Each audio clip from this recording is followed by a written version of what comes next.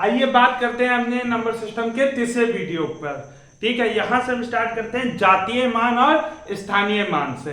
एक सवाल आपसे पूछा जाता है कि निम्नलिखित संख्या में जातीय मान बताइए, कि निम्नलिखित संख्या में स्थानीय मान बताइए। एक कोई सी संख्या दे दी 3, 6, 7, 8, 9, 2 और आपसे पूछ लेगा 8 का जातीय मान क्या है, 9 का जातीय मान क्या है। यानी हम डिस्कस करेंगे यहाँ पर जातीय मान क्या होता है, ठीक है, जातीय मान, और दूसरा डिस्कस करेंगे यहाँ पर स्थानीय मान क्या होता है, स्थानीय मान क्या होता है। दो बातें यहाँ पे डिस्कस करेंगे। ठीक है, जातीय मान का मतलब यहाँ पे क्या हो गया है, ठीक है, इंग्लिश में इसको बोलते हैं फेस वैल्यू। ठीक है, इंग्लिश में बोलते हैं फेस वैल्यू, और स्थानीय मान को बोलते हैं प्लेस वैल्यू, प्लेस वैल्यू। ठीक है, आइए समझते हैं पहले जातीय मान। अगर पूछ लिया जाए निम्नलिखित संख्या में 7 का जातीय मान क्या होगा, तो 7 का जातीय मान खुद 7 ही हो जाएगा।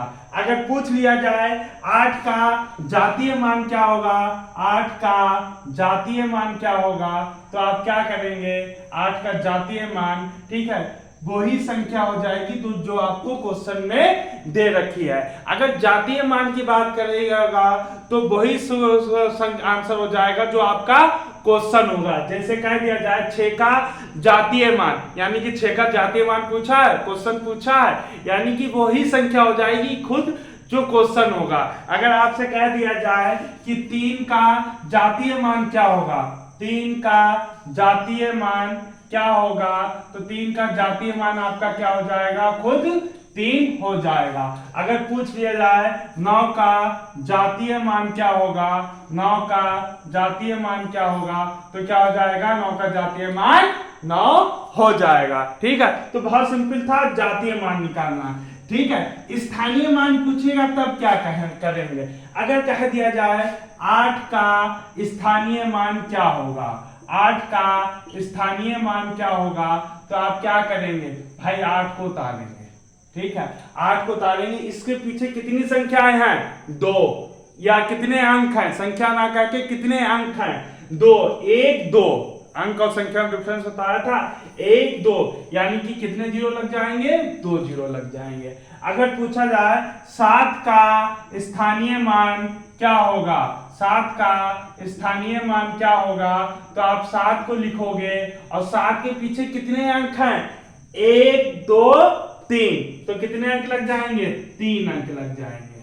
ठीक है, कितने अंक लग जाएंगे, 3 अंक लग जाएंगे। अगर पूछ लिया जाए 6 का स्थानीय मान क्या होगा, 6 का स्थानीय मान क्या होगा, तो आप कहोगे 6 तो उतार लिया, और 6 के आगे कितनी, 6 के पीछे कितने अंक हैं, 1, 2, 3, 4, तो उतने जीरो लग जाएंगे, 1, 2, 3, 4। अगर पूछ लिया जाए भाई, आपसे पूछ लिया जाए 9 का स्थानीय मान क्या होगा, 9 का स्थानीय मान क्या होगा, तो 9 का स्थानीय मान आपका क्या हो जाएगा, 9 तारीख कितने अंक है, 1 है, तो 0 हो जाएगा। अब देखिए एक सवाल डिफरेंट टाइप का सवाल पूछा गया है, ये तो बड़ी इजी सा है, बहुत से बच्चे स्किप करके छोड़ देंगे। चलिए छोड़ दीजिएगा, कोई दिक्कत नहीं, बहुत अच्छी चीज आप मिस करेंगे। अगर आपसे पूछ लिया जाए कि यहाँ पर ये क्वेश्चन बन जाए कि बताइए 8 का स्थानीय मान और जातीय मान में क्या अंतर है, क्वेश्चन बन के आ जाए 8 का स्थानीय मान और जातीय मान में कितना अंतर आएगा, तो आप क्या कहेंगे कि 8 का स्थानीय मान, ठीक है, स्थानीय मान कितना निकल के आ रहा है, 8 का स्थानीय मान 8, 2 अंक है तो 2 जीरो, और 8 का जातीय मान, 8 का जातीय मान कितना निकल के आएगा भाई, खुद 8 हो जाएगा। ठीक है, और क्या सवाल पूछा है कि 8 का स्थानीय मान और जातीय मान में अंतर बताइए, तो 800 में से 8 को घटा दीजिएगा, कितना हो जाएगा, 792 आपका आंसर हो जाएगा। इस टाइप से सवाल काफी पूछा जाता है। ठीक है, अब ये नहीं पूछा जाता 8 का स्थानीय मान क्या है, जातीय मान, वो 8 का स्थानीय मान और जातीय मान का अंतर पूछ लेंगे, ऐड पूछ लेंगे। ठीक है, एक और सवाल इसका बनता है, क्या बनता है कि ऐसी कौन सी संख्या है जिसका स्थानीय मान और जातीय मान बराबर होगा। तो 2 का स्थानीय मान क्या रहेगा आपका भाई, 2 का स्थानीय मान कितना होगा भाई 2 ही रहेगा। क्या इसके आगे कोई पीछे अंक है, नहीं है।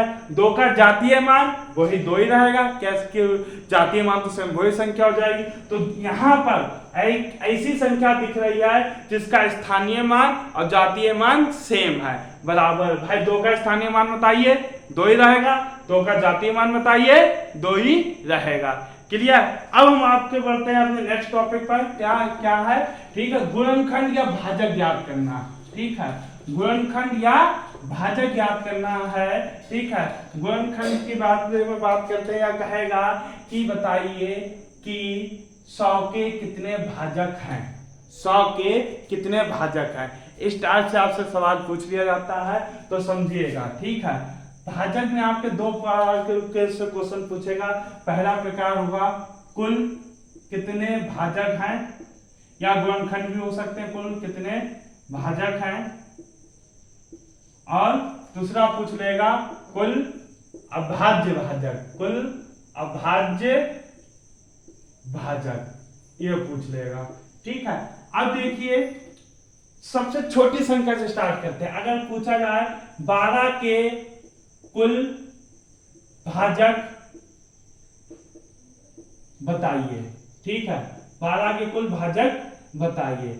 अब देखिए क्या करना है, सबसे पहले 12 को आप क्या करिए, 12 को इस फॉर्म में तोड़िए। 2 छंग 12, 2 तिया 6, 3 एकम 3, यानी 12 को किस में तोड़ दिया, 2 इंटू 2 इंटू 3, 3 2 दूनी 4, 4 तिया 12, यानी 2 की पावर कितनी 1 और 3 की पावर कुछ नहीं तो 1, कोई फर्क। अब देखिए हमसे कुल भाजक की बात कही जाए, कुल भाजक निकालने की बात कही जाए, तो एक बात याद करिएगा, इस टाइप का क्वेश्चन आए तो एक बात हमेशा याद रखिए, नीचे जो होना चाहिए आपका हमेशा क्या होना चाहिए, अभाज्य नंबर होना चाहिए। ये जो है वो अभाज्य होना चाहिए। ठीक है, 3 भी क्या है, अभाज्य है। ऐसे नहीं, यहाँ पे जो संख्या आएगी वो क्या आएगी, हमेशा अभाज्य आएगी। कुल भाजक की बात करी जाए, ठीक है, कुल भाजक की बात करी जाए 2 की पावर 2 होगी। ठीक है, कुल भाजक की बात करी जाए तो आप क्या करें, जितनी पावर होगी उसमें 1 जोड़कर मल्टीप्लाई कर देंगे। 2 की पावर 2, उसमें 1 जोड़ दिया, मल्टीप्लाई कर दिया।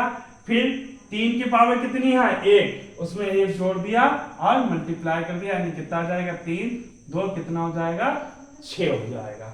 ठीक है, इसी प्रकार कुल भाजक की बात करी जाए, ठीक है, अगर सामने ना दिखे तो मल्टीप्लाई करके देख लीजिएगा 6 ही आएगा। ठीक है, अगर कुल भाजक की बात करी जाए तो क्या करेंगे, जो पावर दे रखी होगी, ठीक है, जो पावर दे रखी होगी उसमें 1 जोड़ेंगे, मल्टीप्लाई कर देंगे, आंसर मिल जाएगा। लेकिन अगर कुल अभाज्य भाजक की बात करी जाए तो जो पावर होगी बस डायरेक्ट उनको ही जोड़ देंगे, हमको क्या मिल जाएगा, आंसर मिल जाएगा। देखिए 2 की पावर 2, 2, 3 की पावर 1, 1 जोड़ दिया, आंसर मिल गया। याद रखिएगा, अगर कुल भाजक पूछी जाए तो पावर में 1 जोड़कर मल्टीप्लाई करते चले जाइएगा, आंसर मिल जाएगा। अगर कुल भाजक पूछी जाए तो क्या करिएगा, जो पावर दे रखी है वो डायरेक्ट उनको जोड़ दीजिएगा, आपको क्या मिल जाएगा, आंसर मिल जाएगा। देखते हैं, ठीक है, आगे बढ़ते हैं, थोड़ा और समझाने की कोशिश करते हैं। ठीक है, क्या है कि अगर आपको कह दिया जाए स्टार्ट करना बन के, एक तो स्टार्ट का सवाल आ जाएगा। अगर कह दिया जाए 3 की पावर 5, 7 की पावर 6 और 11 की पावर 2। अब देखिए यहाँ पे क्या है, नीचे सबसे पहले भाज्य नंबर देखिए है कि नहीं है, नहीं है तो बनाइएगा। पूछ लिया जाए ये सवाल आ गया और कहा जाए बताइए इसमें कुल कितने भाजक होंगे, तब इस टाइप का सवाल आ जाए तो बड़े सिंपल होगा क्योंकि हमें तोड़ना नहीं पड़ेगा। लेकिन एक चीज देख लीजिए, क्या नीचे हमारे भाज्य संख्याएं हैं कि नहीं है, नहीं है तो बनाएंगे, इस टाइप का भी एक सवाल करा देंगे। भाई 3 की पावर 5 हमने क्या बताया था कि कुल भाजक निकालने के लिए जो पावर होगी उसमें जोड़ते जाइए, आपको आंसर मिल जाएगा। ठीक है, तो यहाँ पे क्या है आपका, अगर यहाँ पे कुल कितने भाजक दे रखे हैं तो क्या करेंगे कि आप पावर कितनी है 3 की पावर 5, 1 जोड़ दिया, ठीक है, मल्टीप्लाई कर दिया।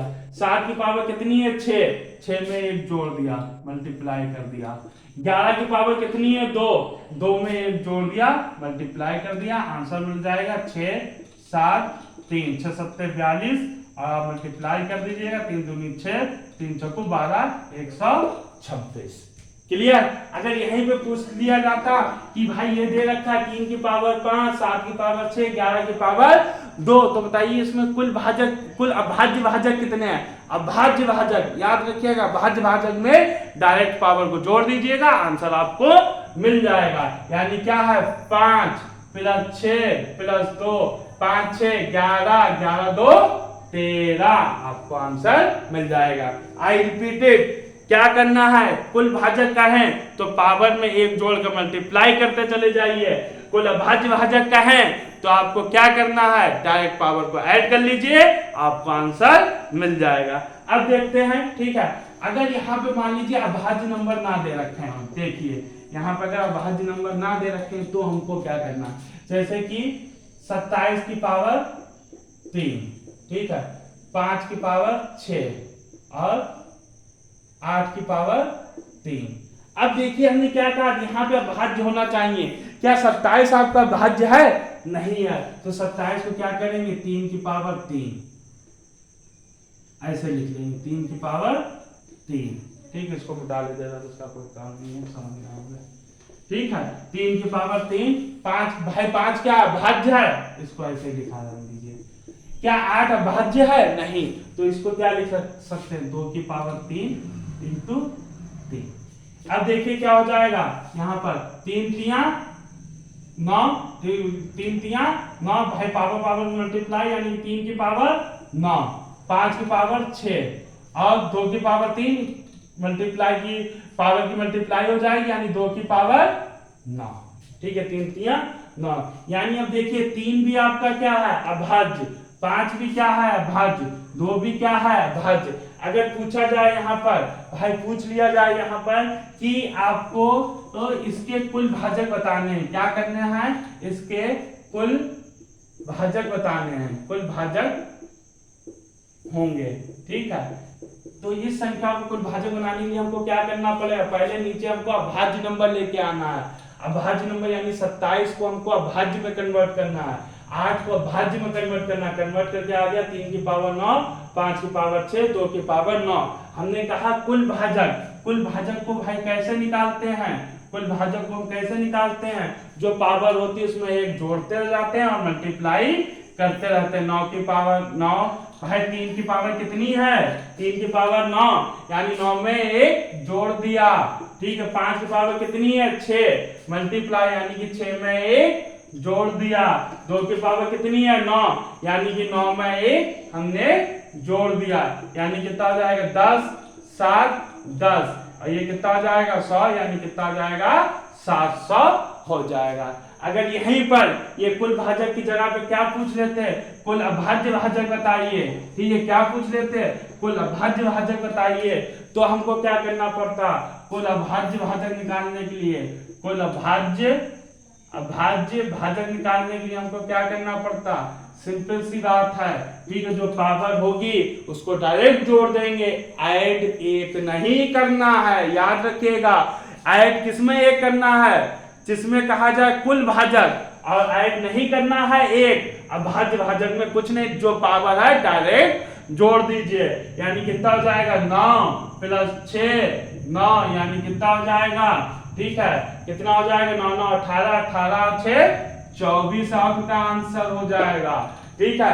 अब देखिए क्वेश्चन लिखते हैं, उस पर आपको डिस्कस कराएंगे, पूरा सब कुछ क्लियर हो जाएगा, ठीक है, फिर आगे हम नेक्स्ट टॉपिक पे कुछ और पढ़ेंगे। क्या क्वेश्चन है देखिए, अगर कहा जाए, क्वेश्चन क्या है कि अगर कहा जाए 100 के कुल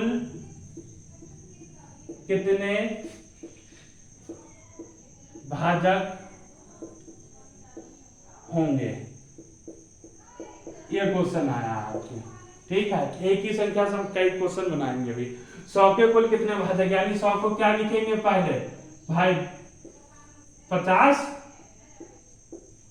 25 25 5 एकम 5, यानी 100 को क्या लिख सकते हैं 2 इंटू 2 इंटू 5 इंटू 5, यानी कि 2 की पावर 2, 5 की पावर 2। देखिए 2 भी भाज्य है और 5 भी भाज्य है, यानी कि कुल भाजक की बात करी जाए, कुल भाजक की बात करी जाए, किसकी बात करी जाए, कुल भाजक की बात करेंगे तो हम क्या कर देंगे भाई, जो पावर दे रखी 2 की पावर 2 उसमें एक जोड़ देंगे, ठीक है, 5 की पावर 2, ठीक है, 5 की पावर 2 यानी कि 2 में क्या कर देंगे एक जोड़ देंगे, यानी कितना हो जाएगा 3 इंटू 3 कितना हो जाएगा आपका 9 हो जाएगा राइट आंसर, ठीक है। अब देखिए यहाँ पर अगर ये क्या रखा होता, ठीक है, कुल भाजक की जगह पे क्या क्या रखा होता कि यही क्वेश्चन है कि कुल कितने अभाज्य भाजक होंगे, क्या पूछ ले, अभाज्य भाजक हो, अभाज्य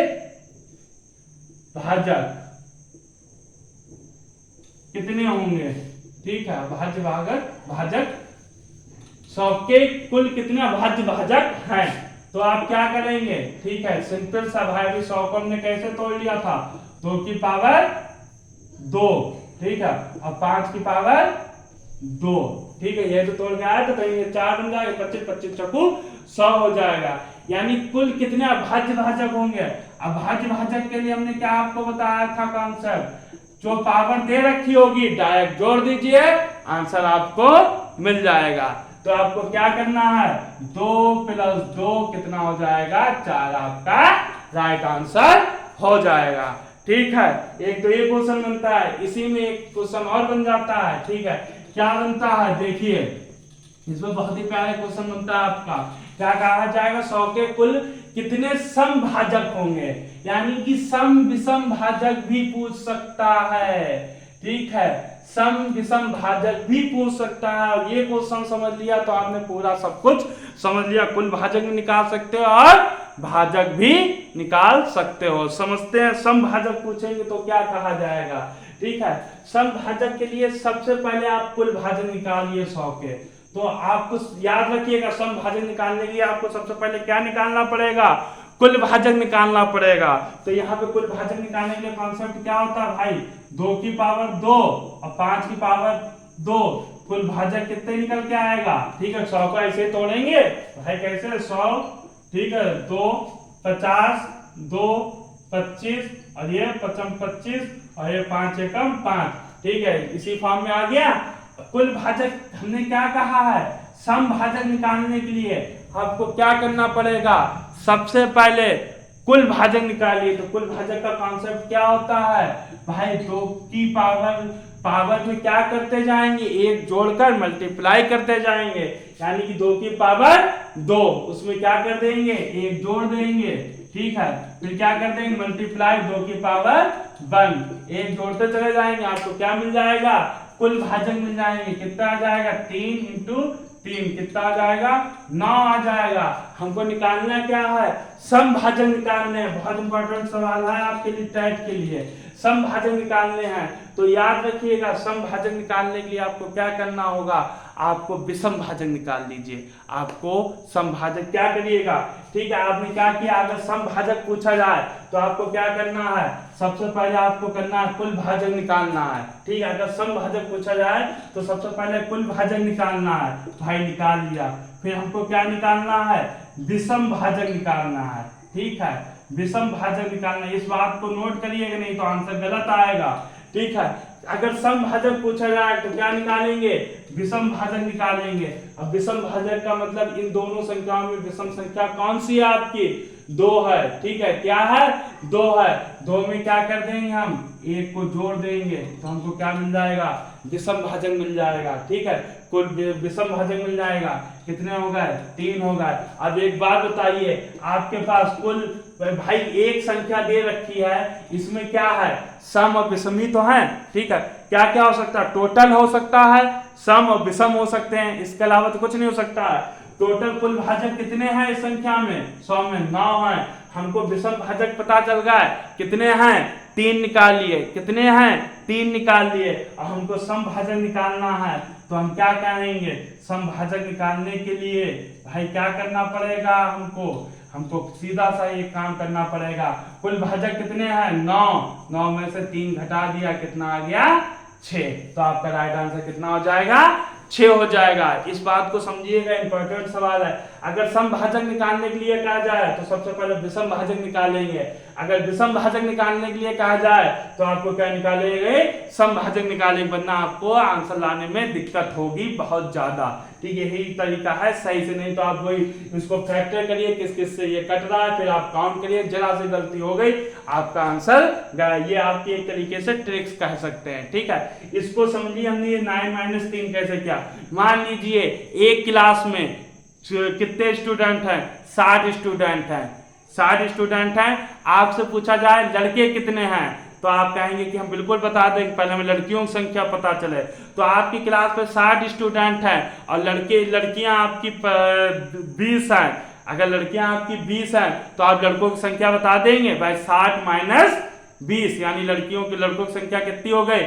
40 हो गई। उसी प्रकार हमारे पास भाई एक संख्या ये दे रखा है टोटल, तो इसमें सम विषम होंगे, ठीक है, और कुल होंगे। तो कुल कितने हैं? 9 हैं। ठीक है, विषम भाजक कितने निकाल लिए? 3। ठीक है, हमको सम चाहिए, तो कुल में से ये निकाल देंगे तो क्या बचेगा? विषम ही तो बचेगा। तो 9 - 3 कर दिया तो क्या आ जाएगा आपका? 6। आपका राइट आंसर क्या हो जाएगा? 6 हो जाएगा। एक बात जरूर याद रखिएगा, यहाँ पे अगर समभाजक पूछा जाए तो यहाँ पे पहले विषम निकालिएगा, यही क्रम याद रखिएगा।